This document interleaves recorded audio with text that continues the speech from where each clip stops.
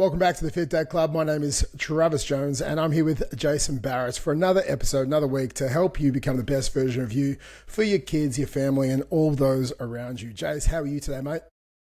I'm doing well. I have successfully completed my second run of training for the City to Surf 12K, which I haven't purchased my ticket for yet, but I probably will. Depends on how my next ones go.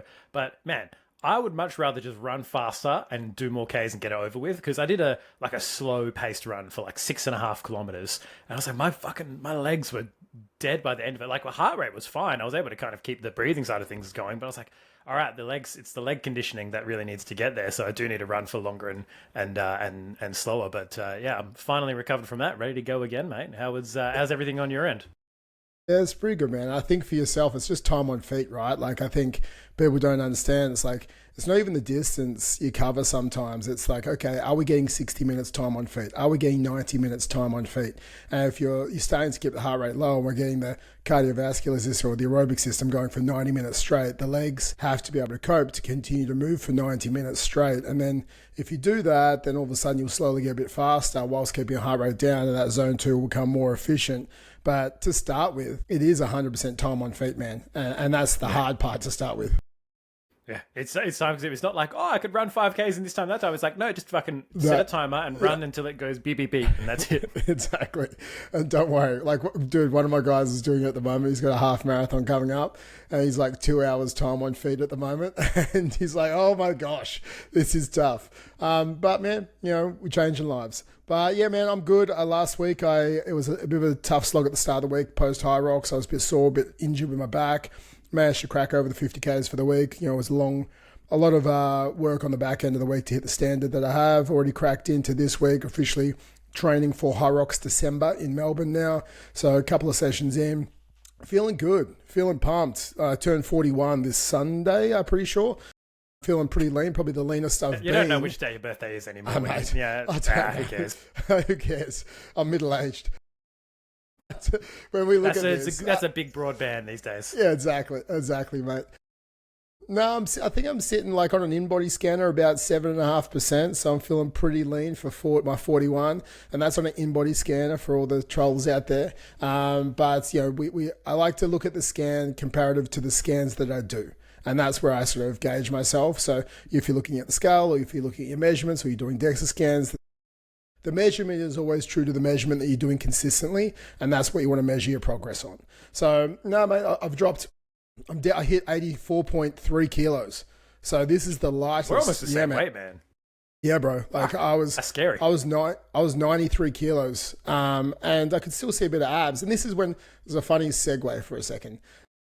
When people say I've got 5 kilos to lose, I was 93 kilos with like some ab definition. I'm 84 kilos with more ab definition. I've probably got another 2 kilos to go. So I'd like 10 kilos to lose to get like lean. So it's like when people go, I just need to lose 5 kilos. Like, do you? Do you need to lose 5 kilos? No, it's the last 5 kilos is like, that's going from lean and defined. That's where most guys who start, that's where they want to end up, right? Yeah. Like if you've got a bit of a gut, right? You've not got 5, you've got 10 to 15 at least. Exactly. To get to the point where if you lose 5 more kilos, you'll be shredded. Like that's exactly. And it all happens in that last. I was talking to one of my guys, I'm like, all the good stuff happens in the last like 5-10 kilos. Like you have if you want the result you want, you have far more to lose than you think you do.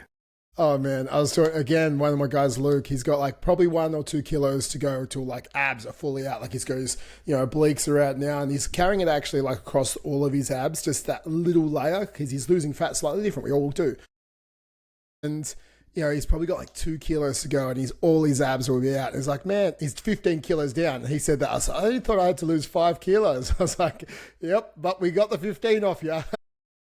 And man, it's quite funny. He's like, I did not think I was going to get abs again. And he's in his 40s. He's a FIFO worker.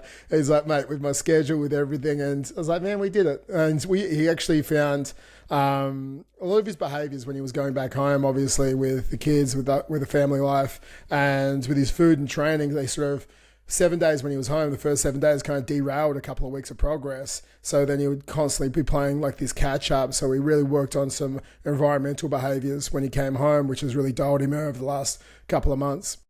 But without talking more about our clients and how good they are, let's talk about today, which is Mate, this is a controversial topic I want to talk about today. And I want you to just take a breath and bear with us because we're going to tell you some stats.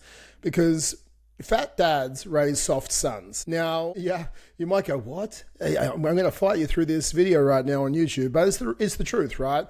The reality of what you're actually passing down is what we're going to talk about today. We're going to give you some numbers, we're going to give you some reality checks, and we're also going to tell you how to change it. Now, you might think soft being, my son's not weak. Maybe he is, I don't know, get him in the gym. But it's soft as far as they're going to be overweight, and soft as far as having some mental resilience as well, because they're modeling your behaviors. And if you can bear with us and listen to the stats today, then you're actually going to come out with it and have some humility. Go, well, okay, if I needed to change something, I'm going to listen to this podcast and think, what do I need to change? And this episode might make you uncomfortable, but it's not here to shame anyone. It's here to give you a wake-up call and get you out of the decline. Because if you're a dad walking out there and you're tired, you're overweight, you're inconsistent, you're reactive, and you're not just risking your own health, you're programming your son or daughter, but we're talking about sons today, to become the same. And fat dads do raise soft sons. And it's not a dig, it's simply a reflection. And we're going to break down everything today on how to reverse this. And it's about leadership, it's about legacy, and it's about deciding what kind of man that your son will become by becoming him first. And I think that's a big thing because they model your behavior. We have to understand, we're going to break this into 3 parts today. One, which is what I'm going to talk about first, which is what you're actually passing down to your kids. Now, your habits aren't personal. Like, your habits are generational. Your son is watching you more than he listens to you. And the hard truth is, if you're carrying 15, 20, 30 kilos of fat around your gut and your default state is always tired, you're reactive, and you're unmotivated, this is his blueprint for manhood. And that is not what we want. We do not want to say, okay, give me a broken building blueprint and show me how to build that house. Like, because you're giving him that blueprint and you're showing him how to build a house that he has to live in for the rest of his life, right? We get one body, we get one shot at this. And for us, we want to have the best blueprint possible. We want to set them up for the most success possible. We don't want them to have to break the cycle. We want to break the cycle for them. And, sons of obese fathers are 4 times more likely to become obese themselves. Like, that is pretty full on. If you're obese, your son is 4 times more likely to be obese. And when both parents are obese, their kids are 6 times more likely to become obese well into middle age. Now, you have to reflect and go, do I want to pass this on to my children? The internal dialogue that you have when you look in the mirror, the out of breathness that you have, the kids are fucking harsh in high school. Right? Like, do I want to pass that trauma on to him? Like, Jason, I know you've been through it. I know they're harsh all the time. And I remember when I was like the fat kid in primary school, and I would get like, some of my friends would like force me to step into dog shit whenever there was one on the oval. I don't know where kids get their ideas, man. I'll give them fucking points for creativity. Right. They would get it on a stick and try and wipe it on me and stuff like. But it was just like, that was the easy thing to pick on someone for and isolate them for. And that was with like the guys that were my friends too. So it's like, it can be like brutal. And at the end of the day, kids are going to always find something to pick on them about, but don't give them the low-hanging fruit, right? Don't pass that shit on.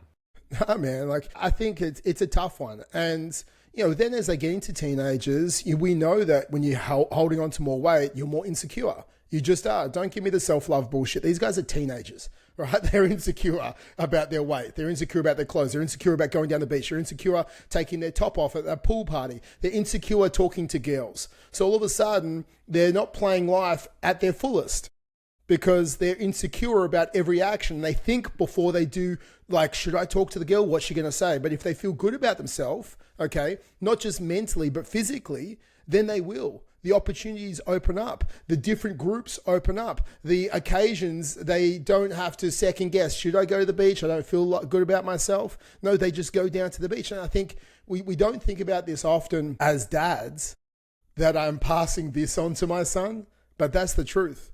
Your weight, your energy, your eating habits literally reprogram your son's genes or your children's genes. And this is it's epigenetic imprinting, and you're changing your future biology or his future biology with your current behavior. And we need to stop it. If you can stop it before you have kids, then great. If you can stop it now, then he can continue to pass that on and change his kids' biology as well. So when we're looking at this, boys as young as 5, they start to begin to copy their dad's health by their eating behaviors, their movement behaviors. That's as young as 5. So if you have kids who are 5 or younger and we're overweight at the moment, we need to start to change, because that's when they start to copy. And homes where dads skip workouts or they binge on snacks or they use alcohol or food to cope, then that becomes the normal in their life, and it's subconsciously imprinting on them. So they start to use it later on in life as well. That's the normal. You're not just eating the chips, right? And you're teaching how to numb stress by coping with food. And you're not just skipping the workout session. You're saying to him, discipline's optional. We don't have to do what we said we're going to do. When we're tired, it's okay. When when we've got a lot on, we skip the priority that is health. Like he's learning who to be from how you live.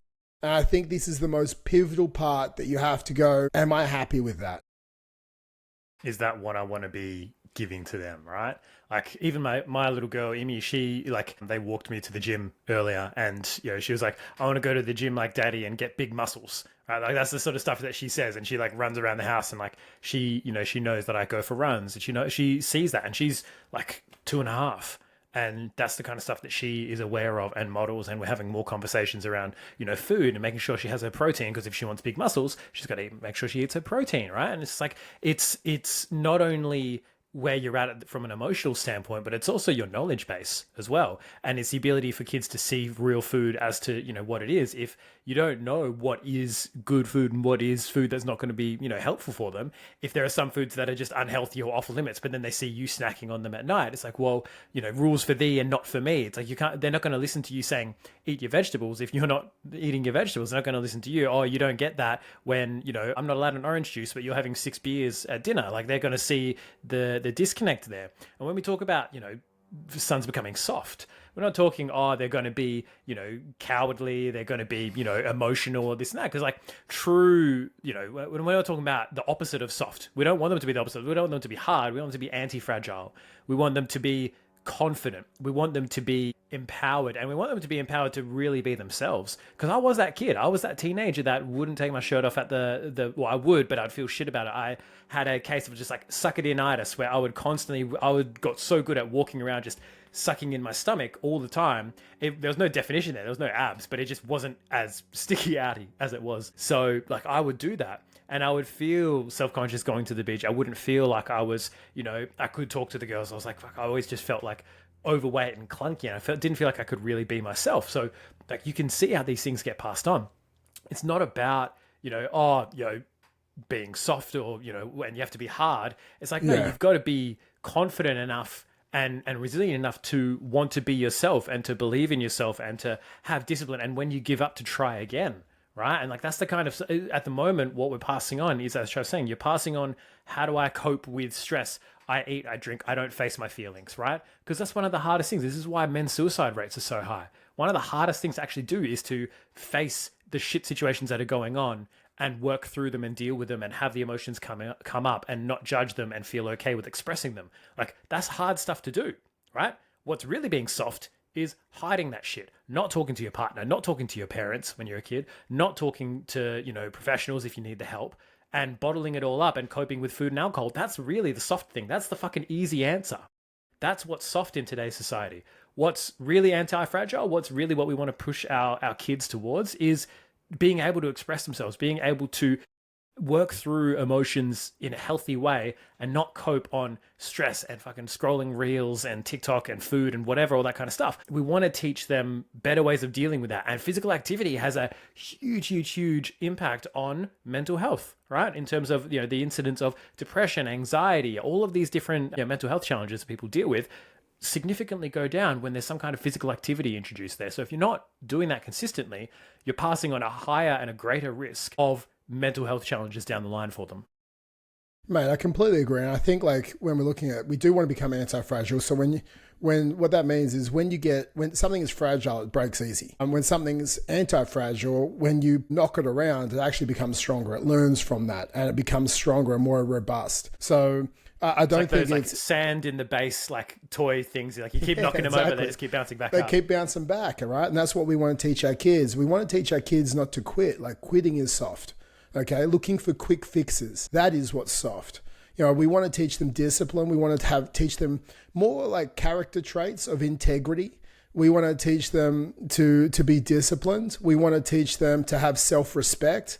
You know, the opposite of self-respect is obviously just coping with anything you want, not caring what happens, right? We want to give them some form of alignment and values. I think that's not what's soft. Rather than living a life by default, it is living a life by design and giving them some form of structure and rules. So that's what society is, and giving them a character trait or a code to live by. And I think that's really what helps. I look at my sons in so many different ways. You know, and Finn, you know, walking down the other day, and he looks at me and my shirt was off. He's like, "Oh, Dad, you got a six pack. When I'm older, I'm gonna have a six pack like you. I'm gonna make sure I keep eating my protein and do like the gym like you do." And like they see the behaviors, they want to model the behaviors. And at the moment they think it's a six pack, but what they will start to realize, obviously, is discipline. And Finn's younger than Jackson. And when we look at this with Jackson, Jackson's is 10 and he wants to play professional soccer. Whether he does or he doesn't, who knows? Like the world is long and there are soccer teams everywhere, but he's doing everything he possibly can to live that dream. And we all have dreams. And I'm sure when you were a kid, you didn't have a dream to be 30 kilos overweight and stuck in a rut. But hopefully, you know, we can then get you back to having a dream, which is becoming the best version of yourself. And I look at Jax and we talk about so much stuff as far as his skill acquisition. And skill acquisition is exactly what this is. You're acquiring skills of discipline. You're acquiring skills around nutrition. You're acquiring skills around training, and you're creating habitual change. So you can do that to pass that on to your kids and they model your behavior. Jackson wakes up every morning at 6:15 a.m. to do his soccer drills before his little brother wakes up for 30 to 45 minutes so he can do more. And we talk about practice. And this kid's 10. He does this 7 days a week. He also trains soccer in the afternoons for an hour and a half, 4 days a week. Like the kid knows, like, man, dude, he is relentless. He watches games of soccer, analyzes the players and goes, what can we do? We watch together on the weekends, and we don't watch the games on how they win. Watch the games on the intensity, the intent and the mindset and the formation of the players. And we try and break that down with what they're doing and what he's doing and how he can implement the professional formations into his game and how they approach the game. So he's looking at it from a different level. And this is the same as they're modeling you. Okay, this is exactly the same. They're modeling your game and they're taking this in as well. So I think there's so many things I learn as a dad, as we all are. And I talked to Jax about his behaviors, and this comes down to all of us here. There's 4 stages of essentially behavioral change or psychological change. And I talked to this because I'd say, you know, you've heard this saying, practice makes perfect. I said, yeah, it does, Dad. I was like, no, practice does not make perfect. Perfect practice makes perfect, right? You can practice something shit for the rest of your life and you're just teaching yourself how to be more shit, okay? But it's not about taking 100 shots, it's about making 100 shots. It's being about taking the shot so good that it's impossible to miss. That's perfect practice, mate. And that's how we practice. We practice with the intent to become perfect. And you'll always be imperfect, but the intent is to be so good that it's harder to miss than it is to get it.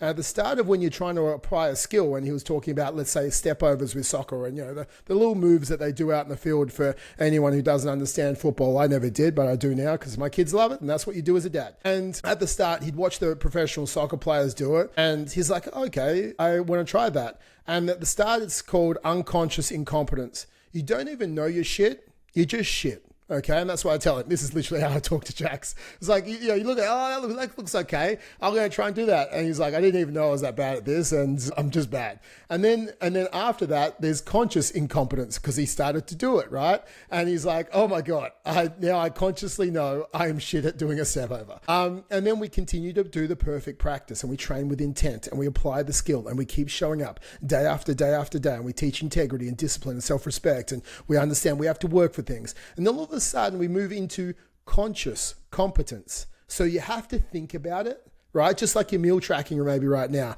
What's the calories inside this? Am I having enough protein? Okay, I have to think about how I'm going to do this form on the exercise because I've just changed my form. So we're consciously trying to become competent. And then all of a sudden we're consciously competent for long enough, right? We perfect the practice. We practice with intent. Like I said to him before, perfect practice makes perfect. Then all of a sudden you've done it for a year, you've done it for a couple of years, and it's unconscious competence, right? Jackson is on the field doing step overs, not even thinking to do a step over. He just sees the player in front of him and he's like, this is the right move at the right time. Without even thinking, he performs the skill.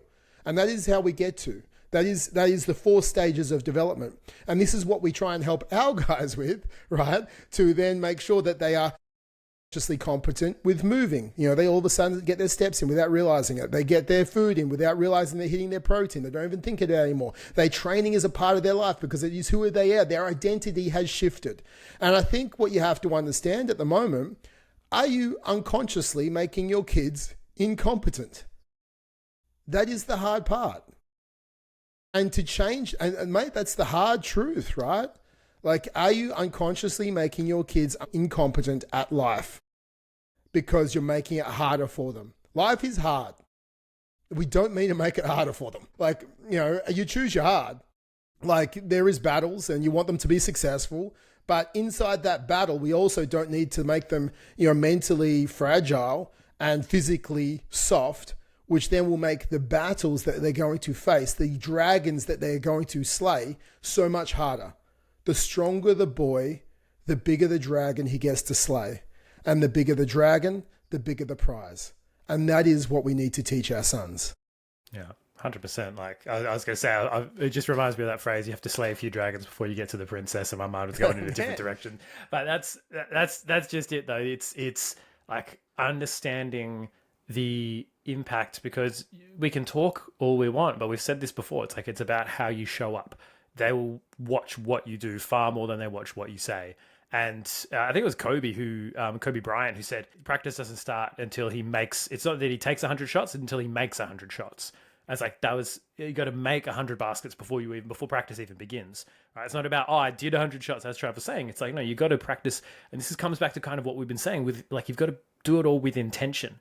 With the intention of getting better, with the intention of improving your nutrition IQ, so you know what is a meal that's going to make me feel sluggish and fat and yuck, right? Like, I had this big meal before I go to bed. Now, a lot of people still don't understand. You have a massive meal with a lot of fats that slow down digestion. That meal before bed is going to make you feel refluxy, right? Is going to make you feel sick. It's going to make you feel slow and bloated, and you're going to have a hard time getting to sleep, especially if you eat close to bedtime.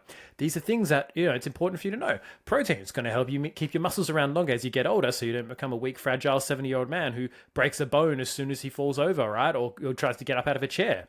You want carbs to give you energy, right? Fats for your hormones. Like, understanding what foods are going to make you feel good, what foods are going to make you feel like shit. Like, passing on your nutrition IQ, passing on the love of being outdoors, the love of exercise, and also like physically exerting yourself. Especially like with sons, there's so much research that goes into how much their brains are like firing, like even the emotional centers of their brain are firing more when they're moving. It helps them process and deal with emotions better, which is why Maggie Dent, who's a really well-renowned author and speaker on like raising boys, right? I think she said she has like 3 or 4 boys, and she's into the psychology of it all as well. But it's like their brains, like when you want to have a chat with your son about something, take them for a walk and do it. Right. And it's the same, honestly, it's the same thing for men in general, right? You want to get them talking, you get them walking, get them moving. And like, they don't do well with sort of stagnation, just sitting and talking. But my wife used to do this all the time. Like, it was more for her courage, but she would, if she ever had a hard conversation to have with me, she would take me for a walk. We'd go for a walk, and you find it just flows better. Same thing with your sons. Getting them moving helps them to process things, right? And there's a reason why young boys will act out physically before they act out emotionally. They have to literally go through the process of, physically throwing something or hitting something or, squeezing something or doing like something like that to help them move through the emotions. So the less of that we pass on, the less of that we model for our boys, it's kind of surreal for me because I've got an 8-month-old boy, right? 9-month-old boy now. Shit. He's really wanting to walk at the moment. He's just like, he just is pissed off unless he's holding my hands and walking. But it's still surreal for me to think I have a son. It's like at the moment he's just kind of a blob with pee that goes in random directions instead of pee that goes in one direction. That's all it is at the moment. But like passing on that trait of, physically moving to get the emotion going. Like if we deprive them of that, we deprive them of one of the key ways that they can cope and deal with their emotions. Yeah, man. And it's making them robust. Like boys have to break, and they have to break things to then grow.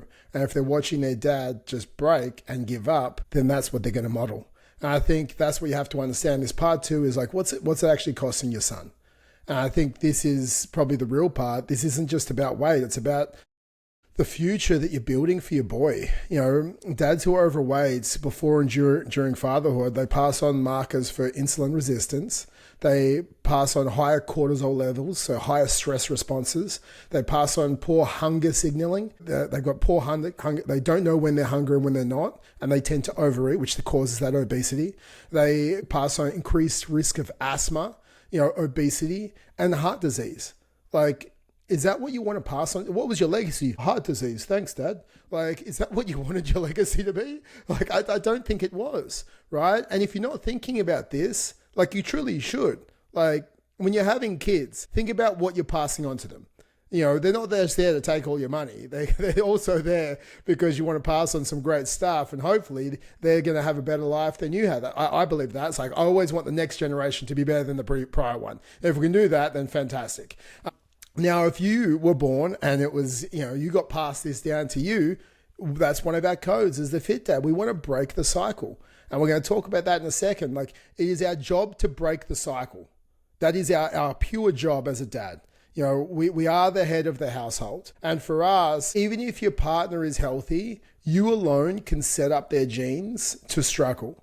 And it's not just about the physiological, it's the psychological, it's the emotional damage, like negative body image, food confusion, emotional eating, and everything that stems from that is all from modeling behaviors. We have to understand that if you're uncomfortable taking your shirt off at the beach, trust me, your kids know that you're uncomfortable. If you're hiding out of photos, they know. Also, they're going to look back in 10, 20 years, and they're also going to have thoughts about how you were acting, because that's what we hold on to as well.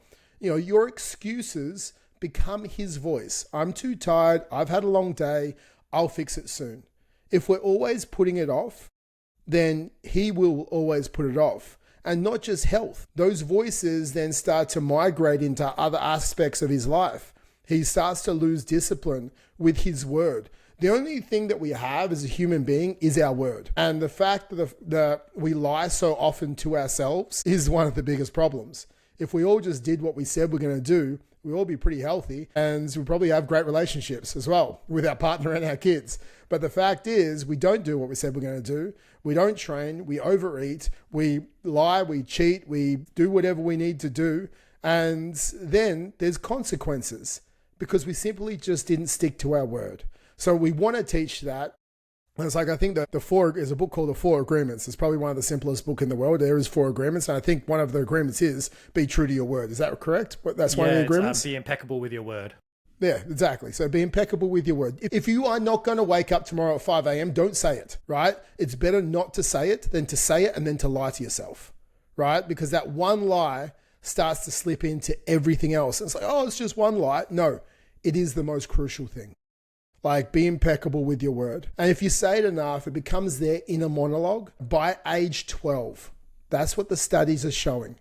Like, what you say becomes their inner monologue by age 12. And we don't want that. And if your son becomes the exact man that you are today, if they're 20, 30 kilos overweight, would you be proud? Or would you go, are you okay, mate? Are you struggling with something? Can I help you out? Because I know you would. If they were looking in the mirror, they felt like they were stuck in a rut, a little bit lost, they lost their way for a while. The stress of life just got too much. You would try and intervene because you love them so much. You don't want them to be in harm. And as a kid, I looked down at my kids, and if they were struggling, I wanted to try and fix it. And you can help them fix it now. Prevention is the best cure. And we need to prevent their future pain by fixing our current pain. And not someday, not based on intention. I intend to do this. It's based on today's actions. If the answer is no, your sign is you must act today. Go for a walk, focus on your food, change your behaviors, change the way you talk about yourself. It is so crucial. So a lot of guys have gone through this process before, right? They've lost the weight and they did a isogenics, or they did a, man shake, or they did whatever, and it didn't work. Or I did keto. Remember that phase when dad ate nothing but pork belly for, 4 months and his fart smelt terrible? Yeah, that was awful. And then he put all the weight back on, right? For whatever reason, they're going to see you do this again and again, and then they're going to pick up on your dialogue. Oh, it just doesn't work for us. We're big boned. Us. Whatever your name is, that's just how we're built. We're big, and it's like you're using ways just to cope with and deal with the fact that you're not getting the result that you want more often than not. And they're going to see that. They're going to go, oh, all right, well, if something doesn't work, it's okay to give up. Right? If something doesn't work, all right, then I'll just try something different. Oh, that didn't work. Okay, cool, whatever. It's just not meant to be, right? Instead of really fighting for something and trying to find the way to pursue something that they want. Because it's important for your sons to want things, to have desires, to have goals and things that they can tick off and achieve, right? And things that they can strive for. And if you're not modeling that, as Trav's saying, kids are sponges. And all they do is they model. They are now, this, if you've ever sworn in front of your kid before, and they've not heard it before, they'll pick that shit up, right? Hopefully you're not listening to it with them in the car, in which case I apologize. But they will pick that up and they will start repeating it like a parrot, especially if you don't want them to. Sometimes me and my wife will be talking and Imi will be singing a song or doing whatever, and then she'll be like, hey, what was this? And then we were talking about something like a person or whatever. And they're like, oh, what are they doing? Or where's their house? It's like, I didn't even realize you were listening. And this was 10 minutes ago in the conversation. They're just picking this shit up. So if you don't think that your actions and what you do are having an effect on you, right? You got to reflect back on, what are the things that you've picked up from your dad? You picked up or you rebelled against, right? People often do one of two things. One of the two. Yeah, but I don't know that many people that had a fit dad that then rebelled and became fat because of it, right? Unless they were a drill sergeant military dad who's we had to do boot camp after school. That's one way to drive them. You want them to want to do it, but they'll want to do it the more you model, hey, I'm doing this for health, and it's not you have to fucking do this. It's, I'm doing this because I want to. I'd love for you to come with me. Exactly. And I think that's how we break the cycle. And this is part 3. So how do we actually break the cycle? And we do it in a way where they don't go have some form of negative trauma and see a psychologist, because dad was a drill sergeant. And I think this is a lot of things. I talk to a lot of guys and they want to change their kids' health. They do. And I'm like, mate, the best way you do it is just to start modeling it. You're currently 20 kilos overweight. And I talk to my dads and they'll lose 20 kilos. And, my son hasn't started losing weight yet. It's like, mate, you're 40 and you only just lost it. So I was like, don't expect your son to lose it in the next 12 fucking weeks. Come on. All it is. I know. I was like, don't start getting him out there and making doing workouts unless, he wants to. But the more you do it and the more that you talk about it in a positive way, the more he'll want to do it. And the more that you're soft with him with your word, okay, and then hard with yourself, with your actions, the more that he'll do it, right? And then the harder he'll become. So I think you don't need to be perfect to break the cycle. You just need to be committed. And you need to be consistent. Committed and consistent enough to set a standard. This is a standard. And we talk about this with the boys again. It's we don't want to always train, but we do anyway, because it's just who we are. And that's the same as Jax when he wakes up and does he's like, oh, I'm tired today. And I was like, I know, man, but what do winners do? You should be tired sometimes. You know what wakes you up? Doing some drills. Yeah, exactly. It's like, can I do it later today? And I was like, well, we'll whoop his day, right? Wish, outcome, obstacle, plan. So what's your wish? I want to be a soccer player. Okay, what's the outcome? I need to do my drills. Okay, what's the obstacles today? Oh, I've got to do this later today. I'm going to my friend's Raf's house. This is our conversation the other day. I'm going to my friend's Raf's house at 12 o'clock. I was like, okay, and what are you doing before that? Oh, I've got, his actual group soccer training. Okay, so you're going to have time to do your solo 30 minutes? No. I was like, so what's the plan? Do we do it now? He's like, yeah. I was like, there you go, man. Like you came up, he answered it about like, we'll just break it down. I'm not saying, I don't tell him he has to do it, but this is me empowering him to make the right decision. Or to pursue what he said he would. You're holding him to account for what he said he wants, which is what we do for the dads. Like, you said you want this. This is why we're doing it. Wow. Exactly. Yeah. Like, we'll hold you to the standard that you want to be held to. And he wants this goal, so we'll break it down. And all of a sudden, a 10-year-old is going, oh, yeah, okay, my time management was out. I need to do it now. So it's not a question of not doing it or doing it. It's when should I do it based on my feelings, and I need discipline over feelings, because just because I don't feel like doing it, I don't have time in the day later today to do it. So I am going to do it now. This morning, man, I woke up at 3:30 because I have to take Jack. Like, he does soccer training just over an hour away. So he does it for an hour and a half, and then it's just over an hour drive back. For some fucking reason, in the school holidays, soccer training moves from the afternoons after school, which is when I'll normally take him, to 9:30 in the morning.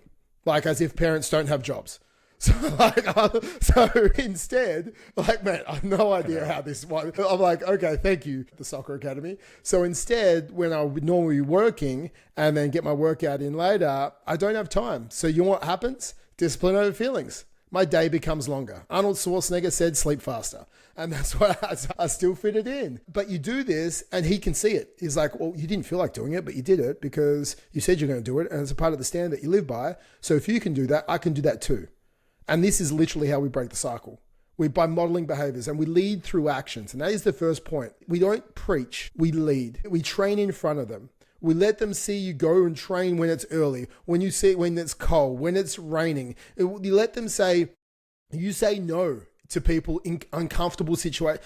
People ask, hey, you want to have a beer? No, man, I'm good. How come dad's not drinking? He just doesn't really drink. Oh, okay, no worries. It's okay to say no, right? Your kids have to like, oh, do you want another serving? No, it's okay. I don't feel like it. Like, I know I've got to do stuff tomorrow and it won't make me feel good. Or do you want some ice cream? Like, I have some ice cream. Some ice creams like mess me up, right? But if I eat them enough, they stop messing me up. Funny about that. But like, if I do eat them, like, I feel like I've got a stomach that's just off. It's like they see me say no to a lot of things.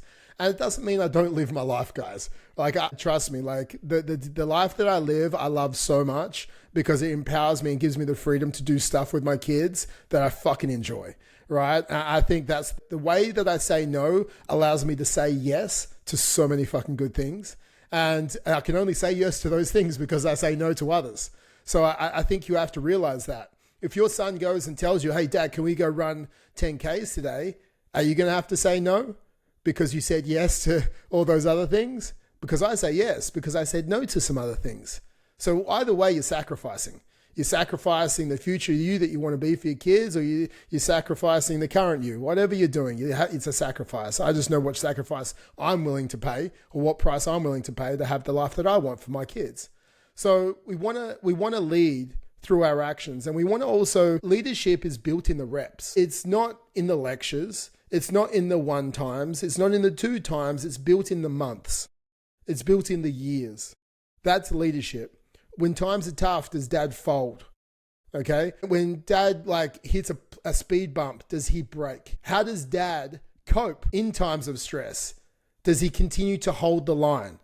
Does he continue to hold the standard? Yes, that's leadership. Leadership is through your actions, through your word, through your emotional resilience, right? Your emotional stamina is what we call it. Like, that's it. We want to make our meals like an identity builder. And I think, like you were talking about this before, Jace, and the boys, right? Like, I'll make them bacon and egg sandwiches every morning I'm home. I'm home 5 days a week. The boys eat bacon and eggs 5 days a week. And they'll have a little muffin. They'll have eye fillet, eye bacon because they like it and it's better for fat ratio and there's a bit more protein in it. And they'll have like an egg and they'll have an egg sandwich. And they're like, love it because they're like, 1, it's bacon and eggs. 2, it's protein. And 2 like, it gets them going. It's carbohydrates, fats, and protein. Good meal. And they're like, every morning, they're like, yeah, I want that. Before they have some cereal, and they're like, no, I want my protein. Both my boys want protein because they know that they want to, one, it keeps them fuller for longer. They know this. Two, they know it helps them build muscles. Three, it helps them have clarity at school. Like they understand this stuff. And they're like, no, can you make me a bacon egg muffin, Dad? I'm like, yeah. Because we understand that meals are an identity builder. We eat together with presence, with intention. We talk about the food that we're eating. Like they have cows at the back of the property that die so they can eat them. Like they understand this shit. They've got the circle of life. I'm dreading having to tell Imi that the lamb she was hoeing into is an... Exactly. Man, we don't eat with phones and we don't eat with distractions. We eat with conversation. And I think that's a big thing because food isn't just fuel. It's like the formation of what happens from that and how we feel from that as well. I think it's such a crucial thing to understand when you're talking to your kids.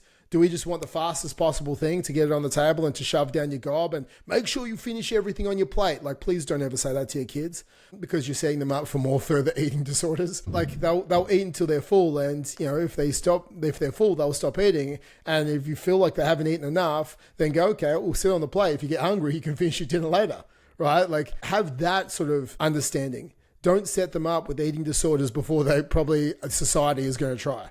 Like, I think they don't need that from you.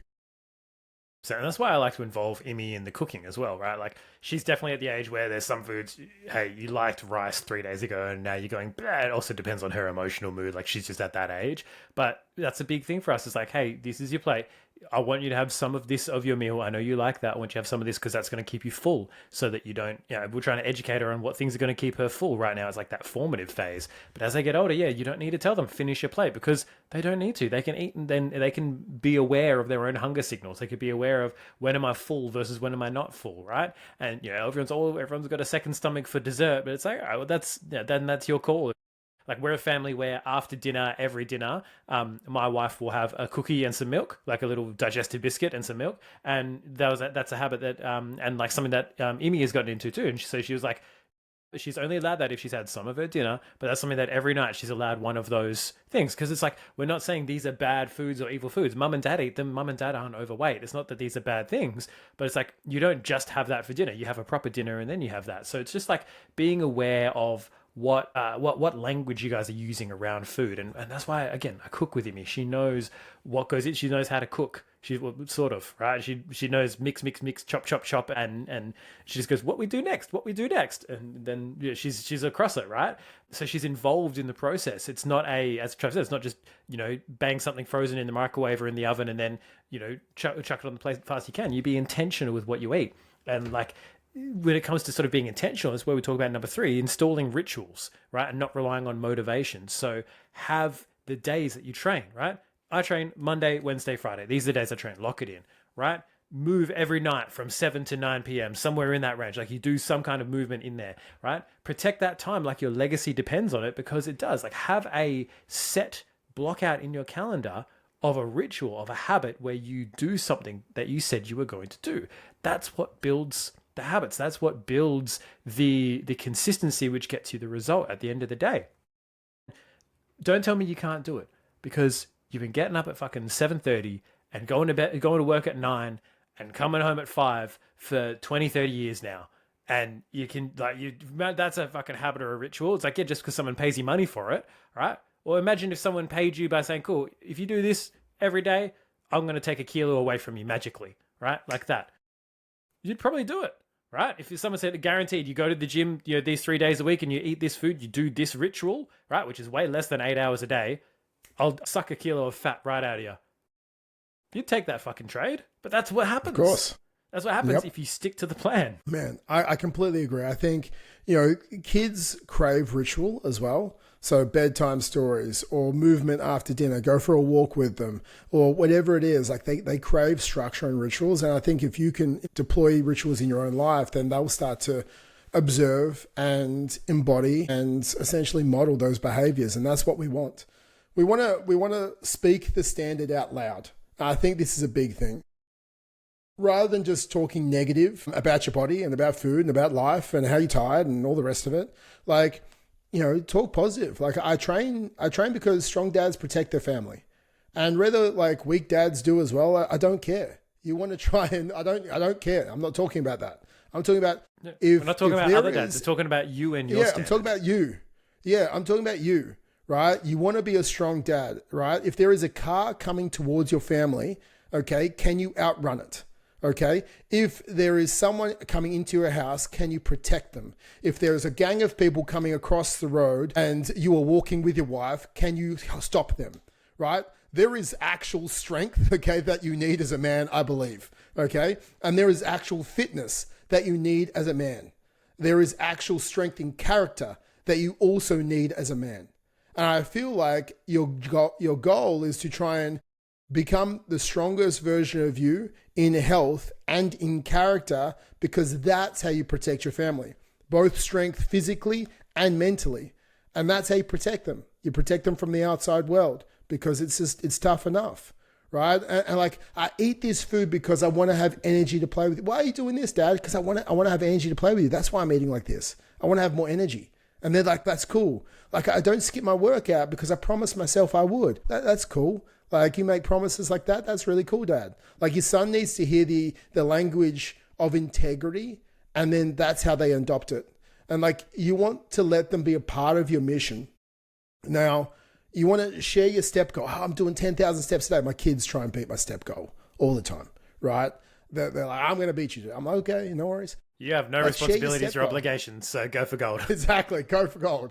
Like, let them watch you prep the food. Like, it's not a negative thing. It's a positive thing. I'm prepping this food because I want to be strong and healthy and have more energy with you, right? And that's why I'm prepping this food, okay? That's why I take time to make sure I eat this so I have more energy for you. And they're like, oh, that's cool. Tell them what you're working on. Like, not from ego, but like from ownership. Like, I'm working on, dropping a couple of kilos so I can become a little bit faster. Dad wants to be a bit faster. Oh, really? My dad wants to be faster. That's cool. Like, I want to be faster too, Dad. How do we do that? Right? Like, do it together. Like, he doesn't need a perfect dad. He just needs a present and powerful dad. And I think that's how you break the cycle at the end of the day. Don't you think, Jace? Yeah, like just being present not only with them, but with yourself. And you can do that. The more, again, we've talked about this before. It's not about having abs. It's not about, being shredded. And I was talking to a guy a couple of weeks ago. I was like, it's not about getting abs, but it's about what does that represent? Like, it represents dedication. It represents strength. You don't get, a lot of guys like, oh, I don't want to, look like Arnie in the gym. I'm like, you're not going to fucking look like Arnie in the gym because you're not going to train like Arnie in the gym. You're not going to take the steroids, but you're not going to train that hard. Like, for a fact, right? Most people don't train as hard as he did, but they're still, oh, what if I look, you're not going to get there without a shit ton of dedication. You're not going to get 1/10 of the way there without dedication and consistency, right? Every time someone says, oh, fucking steroids or whatever on a post, it's like, or 10, 15, 20 years of consistent training. That too. Yep. Right, that also is the solution, because I think Trav gets it more than I do. I don't know why people don't think I'm on steroids or something. It's just their eyes must be broken. But like, you don't get there without consistency, without discipline, without dedication. Yeah. Like, if it doesn't matter what the physicality of it is a representation of the actions, and that's the real core point here. That's the core thing. Is like, it's not about being shredded. It's about how disciplined were you? How consistent were you? How are you able to show up and do a hard thing, like a training session where you push yourself to failure, a running session where you push through that pain in your legs, right? Not actual like, oh, I fucked my ankle, but more, oh shit, my legs are really fucking sore because I've been running for 45 minutes and I've never run for longer than 30 minutes in the last year and a half. Pushing through those things builds character. And it also builds a body, right? It's not about what you get at the end of it. It's about who you become in the journey. Exactly, man. And this podcast wasn't about shame, guys. It's about power, and it's empowering you. Like, you're the first man that your son's ever going to learn from. Like, he'll either copy you or he'll spend the next decade trying to recover from what he modeled from you, right? That is the truth. Like, he'll either have to spend a decade trying to recover from, or he's going to model you. Like, which would you rather be? Like, you're not just shaping his body, you're shaping his manhood. Like, I want you to lead him by becoming the future you that he'll thank you for. And if you need help with that, go to fit-dad.club, book in a call. We'll help you close the gap between where you are and where you want to be, so you can step into that man, so you can lead your family the way I know you want to lead them. So go to fit-dad.club and book in a call and let us help you change your life. See you then, guys. All right, guys. Until next week. Catch you later. Have a great week. Peace out.